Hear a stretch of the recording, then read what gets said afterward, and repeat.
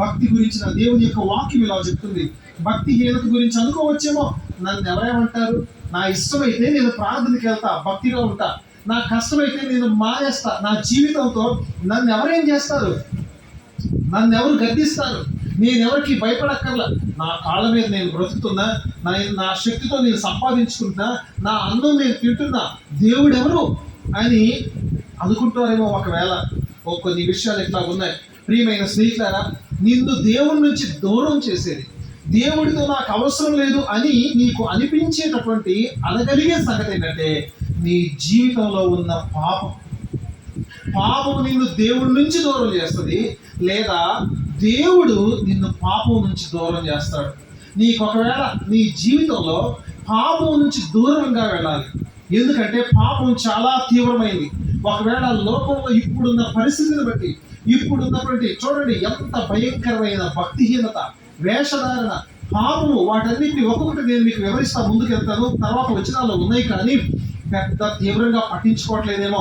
ఎవరు బాగున్నారు, ఎవరి జీవితాలు బాగున్నాయి, ఎవరు అందంగా ఉన్నారు, ఎవరు శ్రేష్టంగా బ్రతుకుతున్నారు, ఎవరు చక్కగా జీవిస్తున్నారు, అందరు అలాగే ఉన్నారు, నేను కూడా ఇలాగే ఉండాలి, ఎవడు మన ఏమందో అందరి జీవితాలు అలాగే ఉన్నాయిలే అని తేలిక తీసుకుంటున్నారేమో.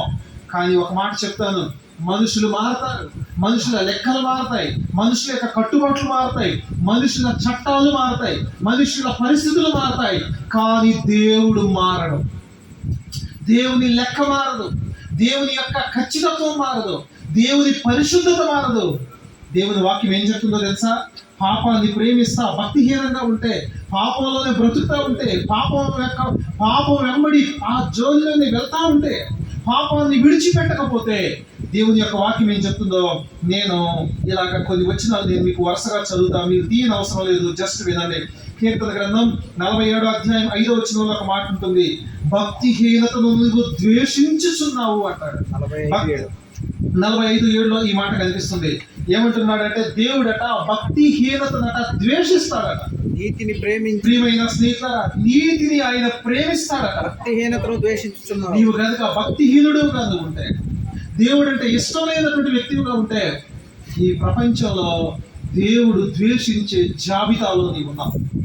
భక్తిని పక్కన పెట్టేసి, భక్తి యొక్క విలువలకు తిలోదకాలు ఇచ్చి, అది మనకంత ముఖ్యమైనది ఏం కాదే, అందరిలాగా బ్రతుకుదాం, మన అంతరంగం ఎవరు చూస్తారు, మన హృదయం ఎవరు చూస్తారు, మన జీవితాన్ని ఎవరు చూస్తారు, మన రహస్య జీవితాన్ని ఎవరు చూస్తారు, పైకి భక్తిగా నటిద్దాం అని అనుకున్న లెక్కలో నువ్వు ఉంటే, దేవుని వాక్యం ఏం చెప్తుందో తెలుసా?